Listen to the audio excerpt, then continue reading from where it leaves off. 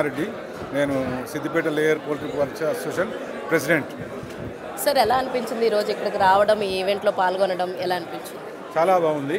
ఎందుకంటే ఇంత మంచి బిల్డింగ్ కట్టడం అనేది తెలంగాణ పోల్ట్రీ ఫెడరేషన్ వాళ్ళు చేసిన మంచి పని. ఇవాళ ఏంటంటే కల్బర్ట్స్తో వచ్చిన అమౌంట్స్ తోటి కొంతమంది స్పాన్సర్స్ తోటి ఈ మంచి బిల్డింగ్ కట్టడం జరిగింది. ఇది మన తెలంగాణ రాష్ట్రానికి మంచి గుర్తింపును తెచ్చింది.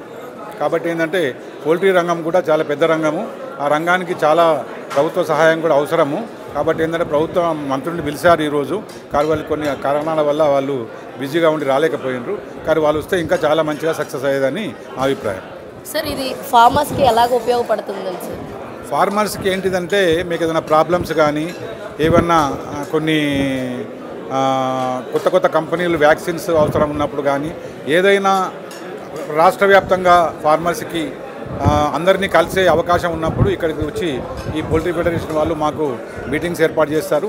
ఆ మీటింగ్స్లలో చాలామంది డాక్టర్స్ని కానీ అంటే పోల్ట్రీకి సంబంధించిన సైంటిస్టులను కానీ పిలిచి మాకు ఏవి కావాలి, ఏ వ్యాక్సిన్స్ ఎప్పుడు ఇవ్వాలి, ఎట్లా మేము అరికట్టాలి, అంటే పోల్ట్రీలో వచ్చే ప్రాబ్లమ్స్ను ఎట్లా సాల్వ్ చేసుకోవాలి, పిల్లలతోటి పెద్దగా గుడ్డు పెట్టే స్టేజ్ వరకు ఎట్లా వాటిని రక్షించుకోవాలి అని అవగాహన కల్పించడానికి ఇలాంటి బిల్డింగులు చాలా ఉపయోగకరంగా ఉంటాయి. నవంబర్ 26, 27, 28 తిరిగి మన హైటెక్స్ ఎగ్జిబిషన్లో పోల్ట్రీ ఎగ్జిబిషన్ జరుగుతుంది కాబట్టి చాలా గ్రాండ్గా ఉంటుంది.